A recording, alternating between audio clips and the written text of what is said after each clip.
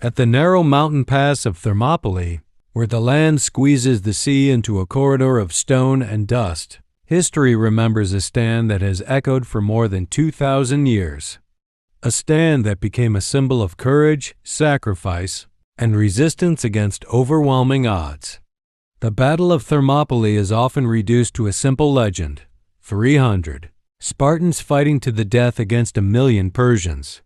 But history, as always, is more complex, more human, and far more powerful than the myth. To understand what truly happened at Thermopylae, we must step into the world of the early 5th century BCE, a time when empires rose not through ideology, but through conquest, and when survival depended on unity, discipline, and strategic brilliance. The Persian Empire, under King Xerxes I, was the largest empire the world had ever seen. It stretched from the Indus Valley in the east to the borders of Greece in the west, from Central Asia down to Egypt. It was not just vast in size but sophisticated in administration, logistics, and military organization. Xerxes inherited this empire from his father, Darius I, who had already attempted to conquer Greece and failed at the Battle of Marathon in 490 BCE. Marathon was a humiliation the Persians did not forget. Xerxes' invasion of Greece was not a reckless act of revenge. It was a calculated imperial response to rebellion, resistance, and the need to secure the western frontier of the empire. Greece, at the time, was not a unified nation. It was a collection of independent city-states, often hostile to one another, divided by politics, culture, and ambition.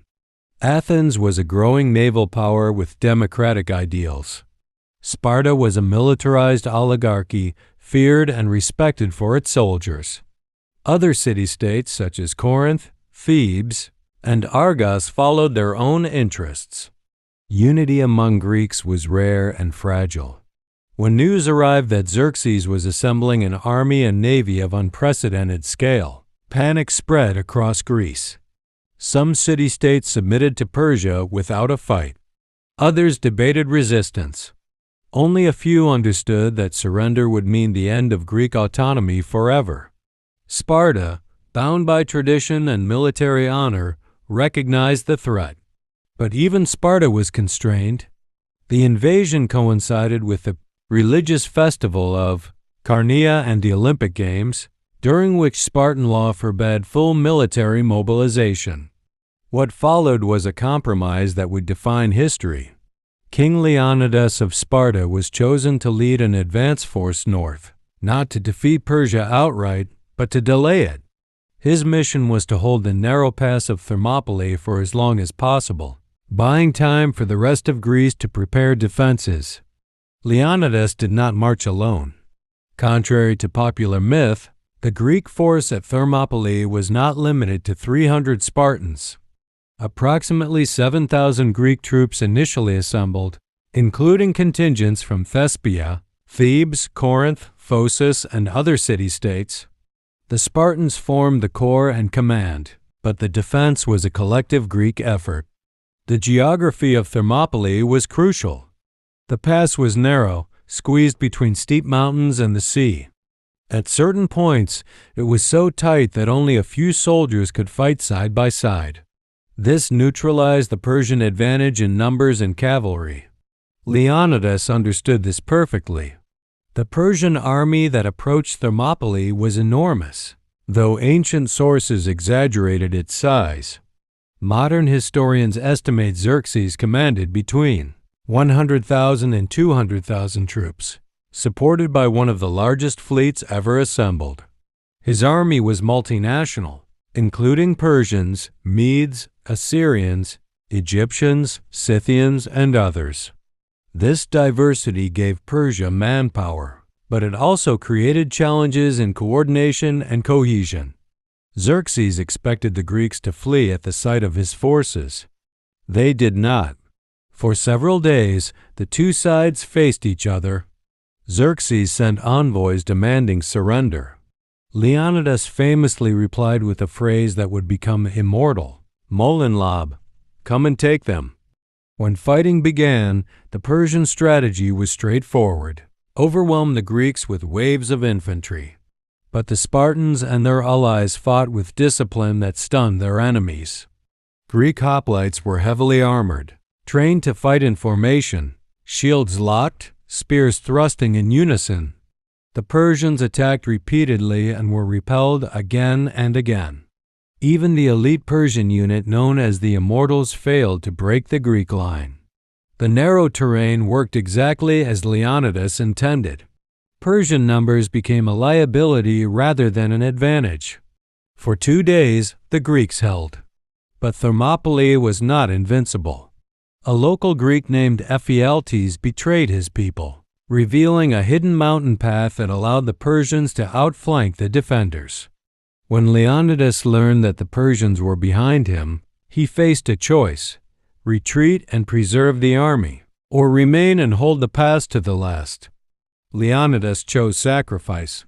He dismissed most of the Greek allies, allowing them to escape.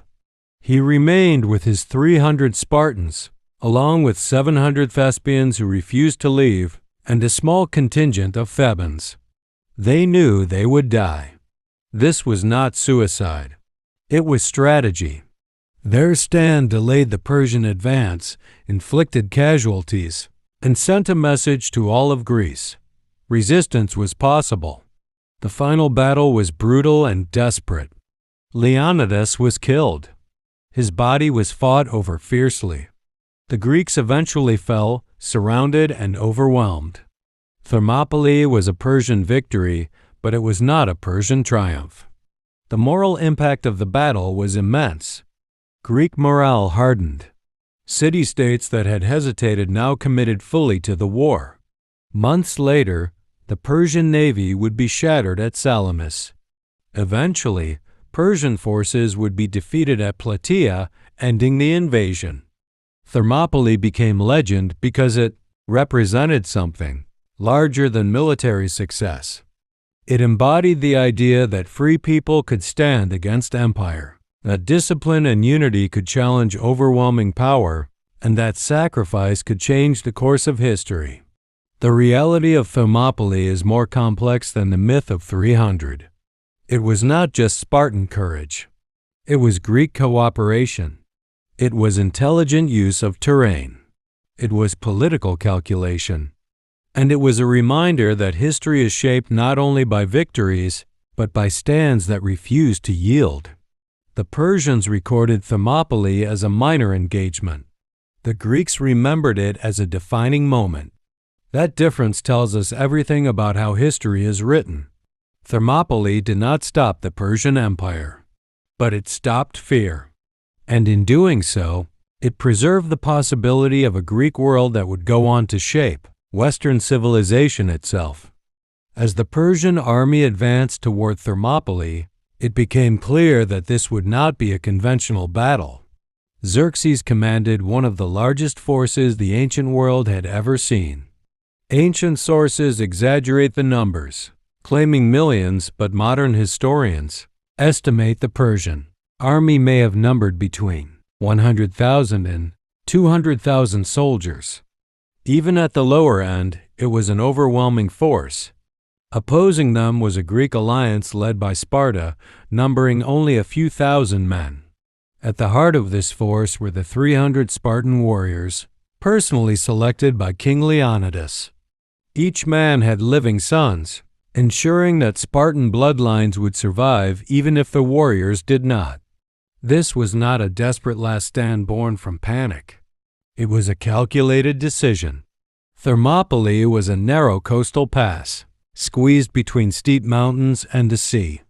In some places, the road was so narrow that only a few men could stand side by side. Leonidas understood that numbers would mean little here.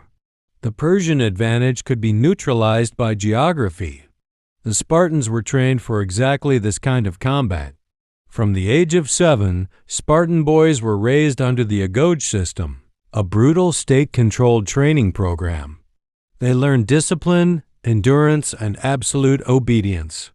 Hunger, pain, and fear were tools, not obstacles. By adulthood, A Spartan hoplite was not just a soldier, but a living weapon.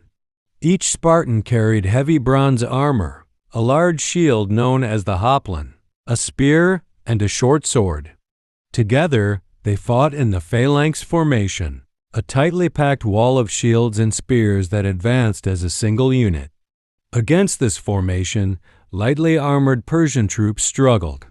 When the battle began, Xerxes expected a quick victory. He ordered frontal assaults, confident that sheer numbers would crush the Greek defenders. They did not. Wave after wave of Persian infantry charged into the pass only to be cut down. The narrow terrain prevented them from surrounding the Greeks. Persian arrows darkened the sky, but Spartan shields held firm. When spears broke, swords took their place. Bodies piled up in the pass. For 2 days, the Greeks held. Even the elite Persian immortals failed to break through. This shocked Xerxes. His army was trained for speed and mobility, not grinding head-on combat against heavy infantry in confined spaces. But Thermopylae was never meant to be a permanent victory. On the second day, a local Greek named Ephialtes betrayed the defenders. He revealed a hidden mountain path that allowed Persian forces to outflank the Greek position. By dawn of the third day, Leonidas knew the truth. The pass would be surrounded. Escape was still possible, but victory was no longer. Leonidas made his choice. He dismissed most of the Greek allies, ordering them to retreat and survive. He remained behind with his 300 Spartans, along with several hundred Thespians and Thebans who chose to stay. This decision transformed a military engagement into a legend. On the final day, the Greeks advanced beyond the narrowest part of the pass, fighting in a wider area where Persian numbers could finally come into play. Their goal was no longer defense. It was destruction. Leonidas was killed early in the fighting. A violent struggle erupted over his body, with Spartans fighting desperately to retrieve their fallen king. They succeeded, but losses mounted rapidly. Eventually, surrounded and exhausted, the last defenders withdrew to a small hill. There, without shields and with broken weapons, they fought until they were overwhelmed by arrows. It was over. From a purely tactical perspective, Thermopylae was a Persian victory. The road into Greece lay open. Athens would soon be burned. The Greeks had lost the pass. But strategically, the story was far from finished. Thermopylae bought time. It allowed Greek city-states to prepare defenses, evacuate civilians, and organize their fleets. Most importantly, it unified Greece. The sacrifice of Thermopylae became a rallying cry. Division gave way to purpose. Shortly after, the Persian navy was defeated at the Battle of Salamis. The following year, Persian forces were crushed on land at Plataea. Xerxes retreated. The invasion failed. Thermopylae did not win the war, but it changed its direction. The story of the 300 Spartans was preserved, not because they were the only ones who fought, but because their sacrifice embodied Greek values of honor, duty, and resistance against tyranny. Later retellings simplified the story, reducing thousands of Greek defenders to just 300, turning history into myth. Modern interpretations often exaggerate Spartan perfection and Persian weakness. In reality, the Persians were disciplined, organized, and technologically advanced. The Greeks were divided, often selfish, and politically unstable. But at Thermopylae, none of that mattered. What mattered was choice. Leonidas chose resistance over survival. His men chose death over retreat. Their stand became a symbol that outlived empires. Even today, Thermopylae is remembered not for who won, but for who refused to yield. It stands as a reminder that history is not shaped only by victories, but by moments where people decide what they are willing to die for.